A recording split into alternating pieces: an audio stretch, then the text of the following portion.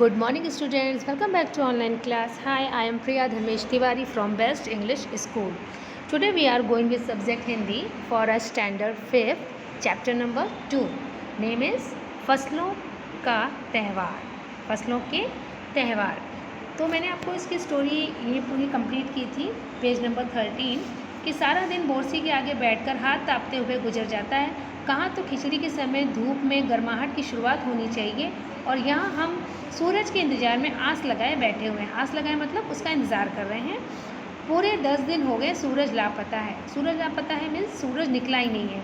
यानी कि जो खिचड़ी का त्यौहार है जिसको हम लोग गुजरात में इसको उत्तरायण का त्यौहार बोलते हैं और यूपी में इसको खिचड़ी का त्यौहार बोलते हैं और मकर संक्रांति भी बोलते हैं. तो इसमें ऐसा बोल रहा है कि जो है मकर संक्रांति में सूरज की थोड़ी गर्मी होनी चाहिए, पर देखो सूरज जो है 10 दिन से लापता है. यानी कि सूरज निकला नहीं है. बहुत ठंड पड़ रही है. रजाई से निकलने का मन ही नहीं कर रहा है.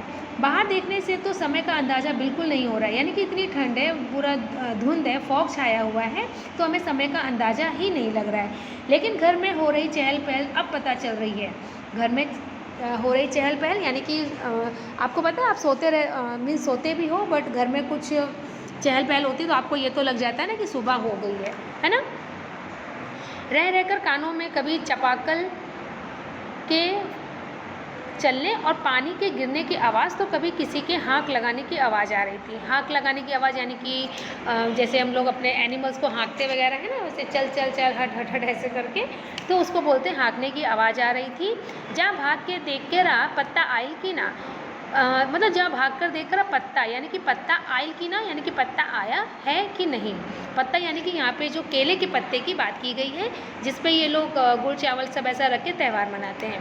आज ये लोग उठे कि नहीं है, बोल जल्दी तैयार होए. यानी कि इन लोग को देख कर आओ वो लोग उठे हैं कि नहीं और उनसे बोलो कि वो जल्दी तैयार हो जाए. अब तो उठने में ही भलाई है. उसको लगा कि अब तो उठने में ही भलाई है. नहा धोकर हम सभी एक कमरे में इकट्ठा हो गए. दादा और चाचा ने क्या सफ़ेद चकाचक मार लगाई, धोती कुर्ता पहना हुआ है. खिचड़ी में ऐसन ठंड हम पहले कब्बो ना देखा. यानी कि खिचड़ी में ऐसी ठंड हमने पहले कभी नहीं देखी. ना देख नहीं सारा देह कनकना देता. यानी कि पूरा जो शरीर है हमारा वो ठंड से क्या हो जाता है, कब कपा जाता है. पापा ने कहा शायद आज धोती में उन्हें ठंड कुछ ज़्यादा लग रही है. पापा ने कहा शायद धोती यानी कि बहुत ही मतलब पतले कपड़े की होती तो ऑब्वियसली उसमें ठंड ज़्यादा लग रही होगी. सामने मछिया पर खादी की सफ़ेद साड़ी पहने हुए दादी बैठी थी. आज दादी ने अपने बाल धोए. झक सफ़ेद सेमल की रुई जैसे हल्के फुल्के बाल. गौर से देखने पर भी एक काला बाल नज़र नहीं आ रहा था. यानी कि दादी के बाल जो तो बहुत बूढ़ी हो गई थी, ओल्ड हो गई थी, और उनके बाल जो है पूरे वाइट हो गए थे सेमल की रुई जैसे, यानी कि एकदम वाइट, एक भी काला बाल उनका नहीं नज़र आ रहा था. उनके सामने केले के कुछ पत्ते कतार में रखे थे. कतार माने यानी कि लाइन से रखे थे, जिस पर तेल, गुड़, चावल आदि के छोटे छोटे ढेर पड़े हुए थे. हम बारी बारी से उन सभी चीज़ों को छूने और प्रणाम करने के लिए कहा गया. प्रणाम करने के लिए यानी कि हाथ जोड़ने के लिए कहा गया. जब सबने ऐसा कर लिया तो उन सभी चीज़ों को एक जगह इकट्ठा करके दान दे दिया गया. यानी कि जो पत्ते पे चीज़ सामान ये गुड़, चीनी ये सब रखा था, चावल रखा था, उसको सबने पैर छुए, उसके हाथ जोड़े और फिर उनको सबको उठाकर क्या किया गया, दान में दे दिया गया. अब तो आज तो अपनी दीदियाँ बुरी फंसी. दीदियाँ मीन्स होता है दीदी. बुरी फंसी. उन्हें तो ना चूड़ा दही ही पसंद है. चूड़ा आप जानते हैं जिसको आप लोग पोहा बोलते हो, उसको वहाँ पे चूड़ा बोलते हैं. पसंद नहीं है और ना ही खिचड़ी. पर आज तो फरमाइश नाश्ता नहीं चलेगा. उन्हें दोनों ही चीज़ें खानी पड़ेगी. आज खिचड़ी जो है यानी कि खिचड़ी का आज त्यौहार है. खिचड़ी खाने के बाद सभी ने गया से आए तिल, गुड़ और चीनी के तिलकुट को बड़े चाव से खाया. यानी कि ये सब चीज़ों से मिलकर एक तिलकुट चीज़ का नाम है.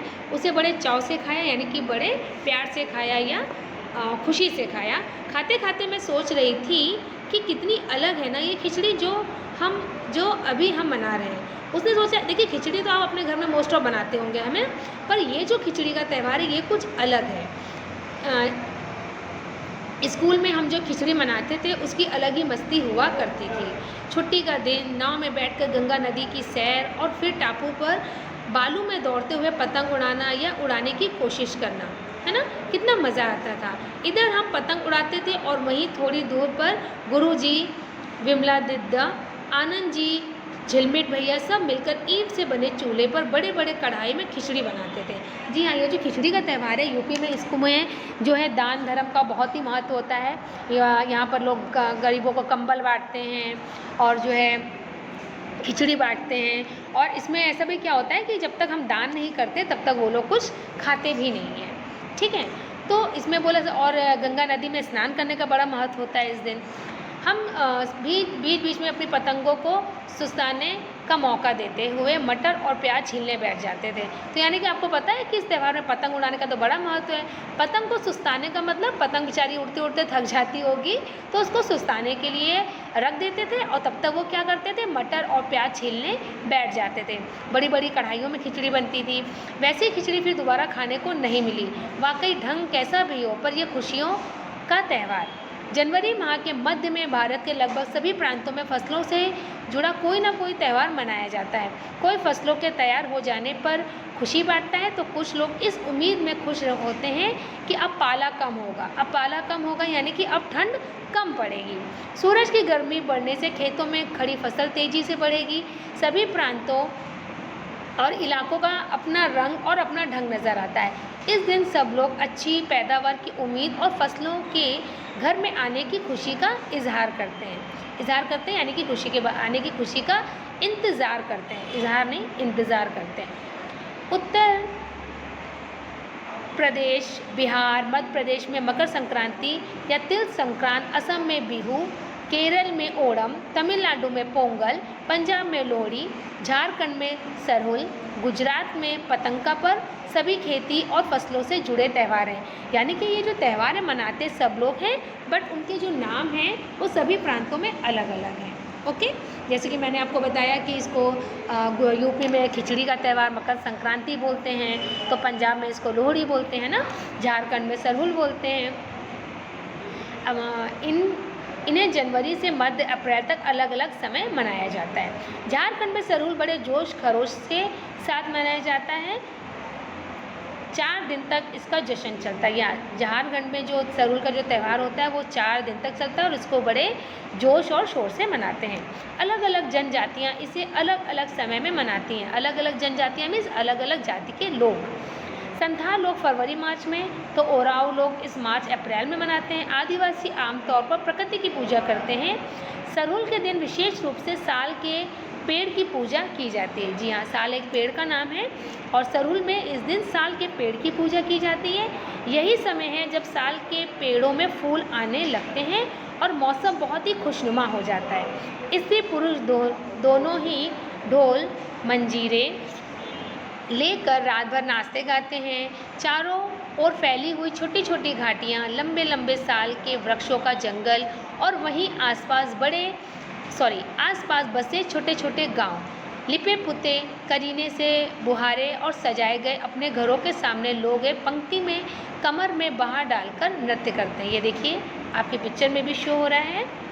ये देखिए सब ऐसे नाच रहे हैं। लिपे पोते मतलब घर को क्या करते हैं, वाइट वॉश कर देते हैं, यानी कि जिसको बोलते हैं हम लोग कलर कर देते हैं ना। लीपे पोतने से यानी कि वो लोग उनके घर कच्चे होते हैं तो वो लोग मिट्टी से उसको लीपते पोतते हैं। ठीक है, घर घर में लोग एक पंक्ति में बाहर डालकर नृत्य करते हैं। अगले दिन नृत्य करते हुए घर घर जाते हैं और फूलों के पौधे लगाते हैं। घर घर से चंदा मांगने का भी प्रथा है। चंदा मांगने यानी कि पैसे मांगने की भी प्रथा है। पर चंदे में मालूम है क्या मांगते हैं, मुर्गा, चावल और मिश्री।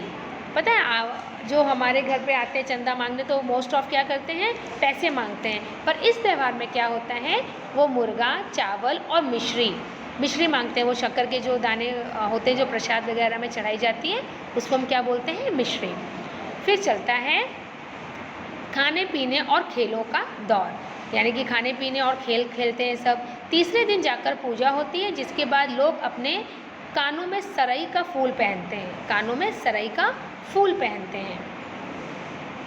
तमिलनाडु में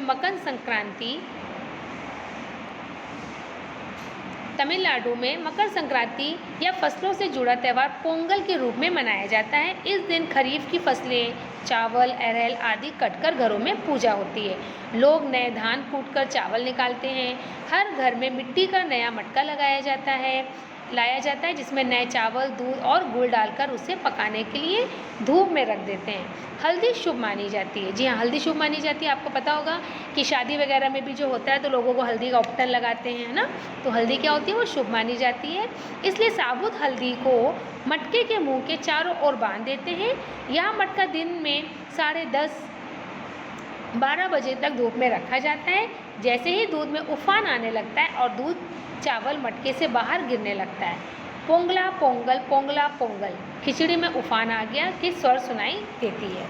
दूसरी ओर गुजरात में पतंगों के बिना तो मकर संक्रांति का जश्न अधूरा ही मानी जाता है। इस दिन आसमान की ओर यदि नज़र उठाएं तो शायद हर आकार और रंग रूप की पतंगे आकाश में लहराती हुई मिलती हैं। प्रत्येक गुजराती, चाहे वह किसी भी धर्म, जाति या आयु का हो, पतंग उड़ाता है। हजारों लाखों पतंगों से सूर्य भी ढक जाता है। ये तो आप सब जानते होंगे ना कि गुजरात में जो है पतंग का त्यौहार जो है उत्तरायण में ही हम मनाते हैं। कुमाऊं में मकर संक्रांति को दुधुतिया भी कहते हैं। इस दिन आटे और गुड़ को गूंथकर पकवान बनाए जाते हैं। इन पकवानों को तरह तरह के आकार दिए जाते हैं, जैसे डमरू, तलवार, दाड़िम का फूल। पकवान को तलने के लिए एक माला में पिरोया जाता है। यानी कि उसकी माला बनाई जाती है सुई से, जिसको बनाया जाता है। माला के बीच में संतरा और गन्ने की गंडेरी पिरोई जाती है। यह काम बच्चे बहुत रुचि और उत्साह के साथ करते हैं। सुबह बच्चों को माला दी जाती है। बहुत ठंड के कारण पक्षी पहाड़ों से चले जाते हैं। उन्हें बुलाने के लिए बच्चे इस माला से पकवान तोड़ तोड़ कर पक्षियों को खिलाते हैं और गाते हैं, कौवा आओ, दुधुत आओ, ले कौवा बड़ो, माँ के दे जा सोने का घड़ो, खा ले पूरी, माँ के दे जा सोने की छुरी। इसके साथ ही जिस दिन चीज़ की कामना हो वह मांगते हैं। जी हाँ, इसमें क्या होता है कि देखिए, कौवा आओ, दुधुत आओ, ले कौवा बड़ो, माँ के दे जाओ सोने का घड़ो। यानी कि वो बोलता है कि मैं ये तुमको दे रहा हूँ, इसको तुम खा जाओ और मुझे सोने का घड़ा दे जाओ। खा ले पूरी, यानी कि पूरी खा लो और मुझे क्या दे जाओ, सोने की छुरी यानी कि चाकू। इसके साथ ही जिस दिन चीज़ की कामना होती है वो मांगते हैं। आप इस दिन जो है कोई भी जो आपकी विश हो उससे आप मांग सकते हैं। है ना, कितने अलग अलग अंदाज मकर संक्रांति को मनाने के। कहीं दूध, चावल और गुड़ की खीर बनती है तो कोई 5 प्रकार के नए अनाज की खिचड़ी, चावल और गुड़ की खीर बनती है तो कहीं 5 प्रकार के नए अनाज की खिचड़ी बनती है। कहीं कहीं लोगों का सैलाब नदी में स्नान के लिए उमड़ पड़ता है। जी हाँ, जैसे कि मैंने आपको पहले ही बताया था कि मकर संक्रांति में नदी या गंगा जी में नहाने का बहुत महत्व होता है। ठीक है, उस दिन सबको ऐसा मानना होता है कि हमारे सारे पाप हैं वो धुल जाते हैं। ठीक है, तो खिचड़ी में गंगा जी में नहाने का बहुत महत्व होता है। कहीं कहीं लोगों का सैलाब मीन्स होता है कि बहुत ज़्यादा भीड़, है ना, बहुत ज़्यादा भीड़ की मतलब कोई दिखे ही ना, सब आदमी एक साथ। हमको ऐसा लगता है कि सैलाब आ गया, यानी कि पूरी नदी में सब आदमी दिखते, इतनी भीड़ होती है, इतना रश होता है। नहाने के लिए उमड़ पड़ा यानी कि सब नहाने के लिए जाते हैं गंगा जी में। लोग ठंड से ठिठुरते रहेंगे पर बर्फीले पानी में कम से कम एक डुबकी तो ज़रूर लगाएंगे। जी हाँ, इसमें मैंने आपको पहले ही बताया था कि मकर संक्रांति में बहुत ज़्यादा ठंड पड़ती है, पानी भी बहुत बर्फ़ जैसा होता है, लेकिन लोग जो हैं भले पानी में एक डुबकी लगाएं पर वो उस दिन नहाते ज़रूर हैं गंगा जी में या किसी भी नदी में। हाल ये होता है कि इन जगहों पर तिल रखने की भी जगह नहीं होती है। मतलब कि यहाँ पर पाँव रखने की भी जगह नहीं होती है। इतनी भीड़ होती है कि आपको कुछ नहीं दिखाई पड़ेगा, सिर्फ आदमी दिखाई पड़ेंगे। तिल तो पता नहीं, छोटा सा दाना जैसा होता है ब्लैक कलर का। यहाँ पर कंपेयर करा गया है कि जो है इतनी भीड़ होती है कि वहाँ पर एक तिल का दाना भी नहीं रख सकते, यानी कि जगह ही नहीं होती है। तिल से याद आया, मकर संक्रांति के दिन पानी में तिल डालकर स्नान करना, तिल दान करना, आग में तिल डालना, तिल के पकवान बनाना विशेष महत्व रखता है। जी हाँ, इस दिन तिल का दान भी करना चाहिए। तिल की बनी हुई चीज़ों से लोग दान करते हैं और घर पे भी बहुत सारी तिल की चीज़ें आदमी बनाता है और उसको खाता है। आग में तिल डालना, आग में भी तिल डालते हैं लोग। तिल के पकवान मम्मी लोग आपकी पता है ना, उत्तरायण में चिक्की वगैरह बनाती हैं तो वो सब मोस्ट ऑफ तिल की बनी होती हैं, लड्डू बनते हैं। तुम्हारे घर या इलाके में इस त्यौहार को कैसे मनाया जाता है? इसे खिचड़ी, पोंगल, मकर संक्रांति या कुछ और कहा जाता है, या तुम फसलों से जुड़े कोई और त्यौहार मनाते हो। यदि तुम आपस में बात करो तो तुम्हें यह जानकारी जानकर हैरानी होगी कि कई बार एक ही इलाके में रहने वाले लोग भी इस त्यौहार को अलग अलग ढंग से मनाते हैं। जी हाँ, यानी कि बहुत सारे लोग जो होते हैं एक ही जगह पे रहने के बावजूद एक ही त्यौहार को, शायद उसका नाम अलग हो या उसको मनाने का तरीका अलग हो, पर त्योहारों को मनाते ज़रूर हैं। जैसे कि यूपी में जो है तो उस दिन जो है मूंग की दाल, आप जानते होंगे, तो मूंग की दाल की खिचड़ी बनाई जाती है। और जो है दान करने का बड़ा महत्व होता है। उस दिन दही बड़े वगैरह बहुत बनाते हैं, लोग दान करते हैं। उस दिन लोग कंबल वगैरह भी गरीबों को दान करते हैं और गरीबों को खिचड़ी खिलाते हैं, ठीक है। और उतना अभी गुजरात की बात करूँ मैं, तो यहाँ पे पतंग उड़ाने का बड़ा मतलब महत्व है उत्तरायण के दिन, ठीक है। यानी कि एक ही त्यौहार को अलग अलग ढंग से लोग मनाते हैं। तो ये हमारा जो चैप्टर था फसलों के त्यौहार, यानी कि हर एक में फसलों के त्यौहार जो है ना, हम किसी न किसी रूप में त्यौहार के रूप में, चाहे वो पोंगल हो या वो लोहड़ी हो, हम जो है त्यौहार जो मनाते हैं वो फसलों के लिए ही मनाते हैं, है ना। तो ये हमारा जो चैप्टर था फसलों के त्यौहार, आज मैंने इसको पूरा रीड करके आपको बता दिया है। In my next video we will do the rest exercise of this chapter. हम जो है इसकी अब मेरे नेक्स्ट वीडियो में हम इसकी एक्सरसाइज करेंगे, क्वेश्चन आंसर करेंगे। Okay, stay home, stay safe. With the help of this line I would like to pack up. अगर आपको मेरा ये वीडियो पसंद आया हो तो प्लीज़ मेरे चैनल को सब्सक्राइब कीजिए, लाइक कीजिए और शेयर कीजिए। Okay, stay home, stay safe, bye guys.